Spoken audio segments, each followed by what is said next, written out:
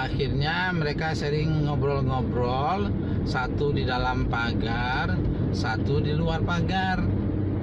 Tapi mereka asik nampaknya, bicaranya nyambung sama anak-anak dan tidak tahu apa yang terjadi sebenarnya.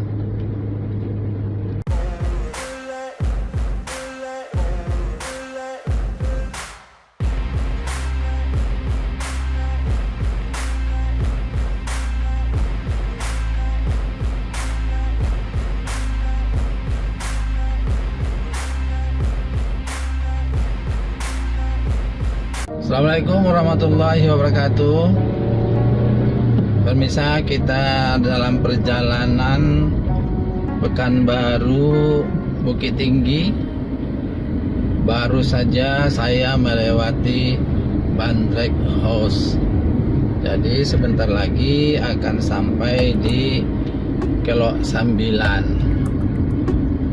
Pikir-pikir mau ngobrol-ngobrol sama pemirsa, mau cerita apa ya? Hajar bukan pelakor udah, Thunder, Love and Thunder udah, dan saya sekarang pengen kita cerita-cerita lagi. Oke, saya pilih cerita dari sebuah film yang pernah saya tonton. Pengen dengar pemirsa? Yuk, check it out. Film ini bercerita tentang persahabatan dua orang anak yang justru kebangsaan mereka berbeda dan situasinya juga sangat berbeda. Ini cerita tentang seorang anak Jerman dengan seorang anak Yahudi.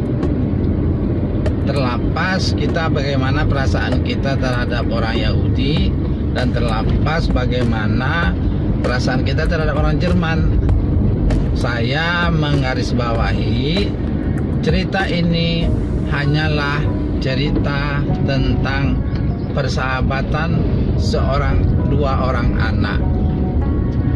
Cerita ini adalah persahabatan dua orang anak yang berakhir dengan tragis. Akhirnya betul-betul menyentak bagi saya yang menonton film ini.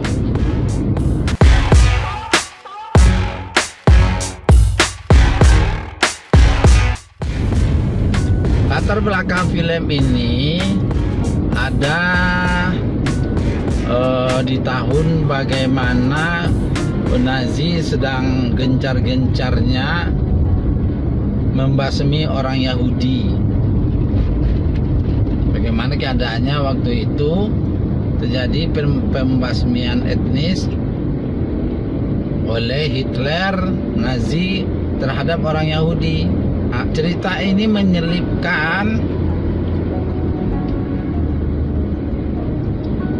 sebuah persahabatan antara satu orang anak dengan anak yang lain tanpa mereka sadar bahwa bangsa mereka justru hubungannya sangat tidak baik.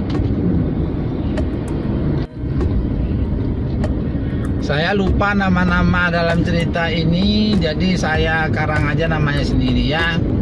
Tokohnya si anak yang orang Jerman ini kita panggil aja namanya Jer, ya. Yang anak yang orang Yahudi ini kita panggil aja namanya Yudi.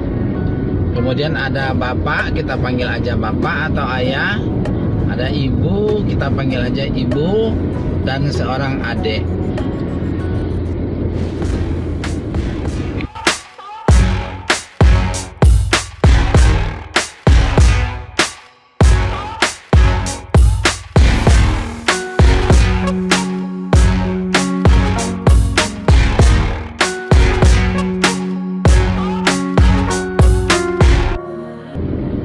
Ceritanya seorang anak yang bernama Jer ini dengan adiknya, si adik sedang gembira-gembiranya sedang sayang-sayangnya, sedang bahagia-bahagianya di tengah masyarakat Jerman waktu itu.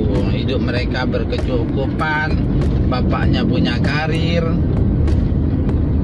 dan mereka berlari-lari dari rumah ke sekolah, dari sekolah ke rumah dengan gembiranya, tanpa menyadari ada sesuatu yang terjadi di bangsa mereka, Jerman. Pada waktu itu Nazi mulai menangkap-nangkap orang Yahudi, kemudian memasukkannya kepada kamp konsentrasi.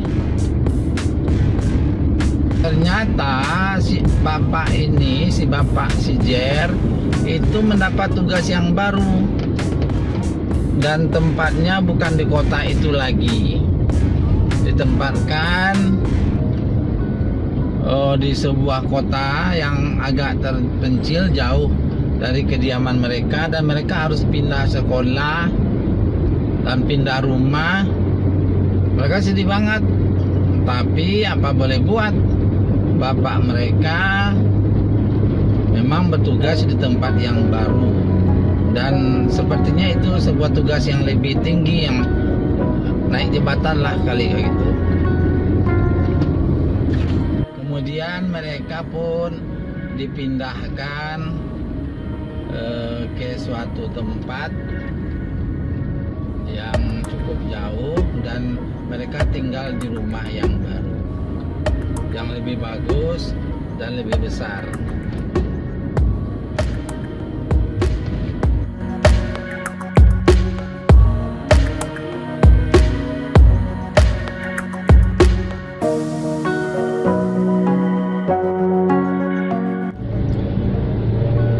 Di rumah besar tersebut,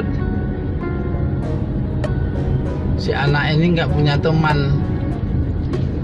Tidak seperti di kota asalnya, di mana dia punya banyak teman sekolah, teman bermain. Ini dia tinggal di sebuah komplek yang memang rumahnya aja sendiri di situ besar, dan ayahnya memang ditempatkan bertugas di situ. Anak itu tidak mengerti apa yang terjadi pada waktu itu, jadi dia suka aja bermain-main keluar rumah sendiri. Pada suatu saat dia menemukan sebuah komplek yang dipagar dan banyak orang di dalamnya. Anehnya, orang-orang di dalam itu semuanya pakai piyama, pakai baju tidur dan loreng-loreng gitu, putih hitam gitu, tapi lebih ke banyak putihnya daripada hitamnya. Anak itu mengatakan, loh, kenapa itu orang tuh pakai baju tidur semua? Apakah dia mau tidur di siang hari?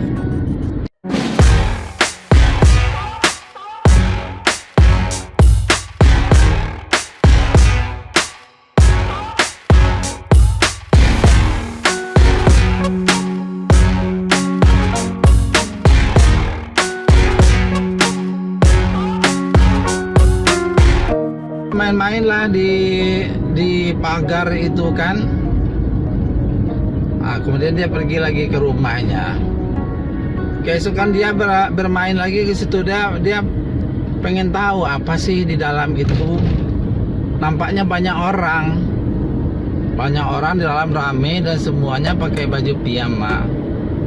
Sementara di rumahnya yang besar dia nggak punya teman kecuali adiknya.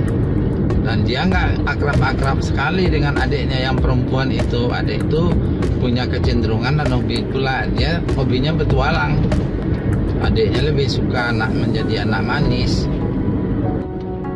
Dia karena sharingnya, dia bermain ke komplek itu yang dipagar, pengen tahu. Suatu saat dia melihat ada anak kecil seumuran dia berdiri, duduk di pagar tersebut, memandang keluar, dan dia dekatilah pagar itu. Kamu siapa? Sebutkanlah namanya. Saya Yudi. Kamu siapa? Kamu Jer. Nah, kamu kenapa tinggal di tempat ini yang di pagar? Dia bilang, ya sekeluarga dia tinggal di sini semuanya. Apa yang kerjakan di dalam? Kami dikasih pekerjaan, yang apa aja yang disuruh kami kerjakan, katanya.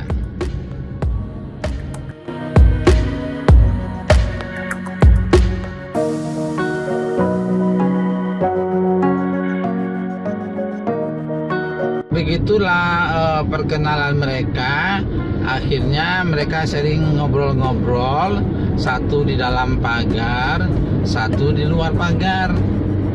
Tapi mereka asik nampaknya, bicaranya nyambung sama anak-anak dan tidak tahu apa yang terjadi sebenarnya.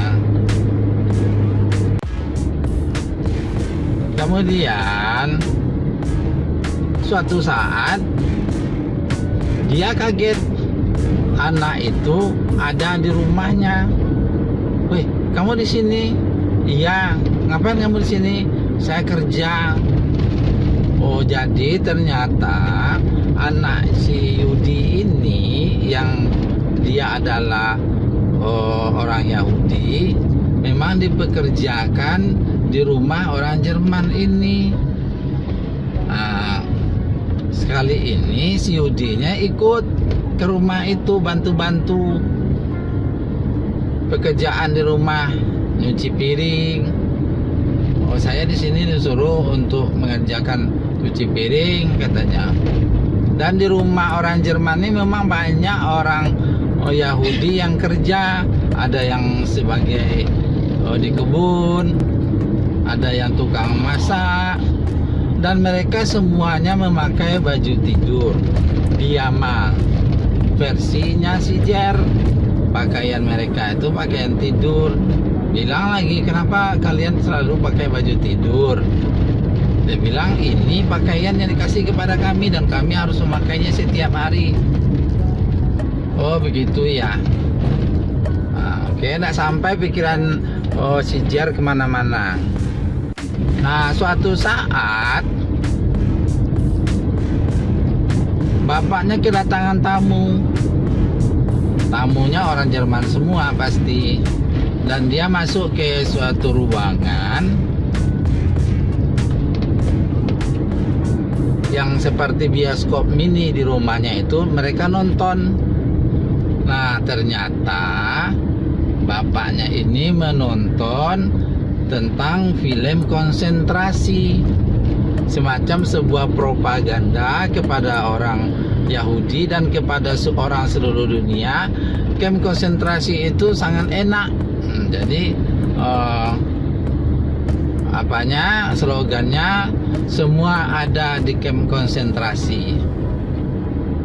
Si Jer ini mengintip. Dia melihat film itu diputarkan dan itu dia melihat enak kali tinggal di kamp konsentrasi. Semua ada makanan, orangnya semua tertawa, orangnya senyum, orangnya sehat-sehat. Begitu film yang diputar oleh bapaknya kepada teman-temannya. Dan ternyata bapaknya adalah ketua dari kamp konsentrasi itu. Makanya dia pindah ke sana, karena dialah yang mengelola kamp konsentrasi orang Yahudi. Suatu saat si ayah nih pulang kerja, kemudian mencium bau yang tidak sedap. Kemudian ayahnya menggerutu. Dasar mereka bukan cuman mereka hidup bau, meninggal lebih bau lagi gitu. Ternyata di kamp konsentrasi itu berasal bau tersebut. Asap mengepul-ngepul dan bau itu tercium ke seluruh kampung.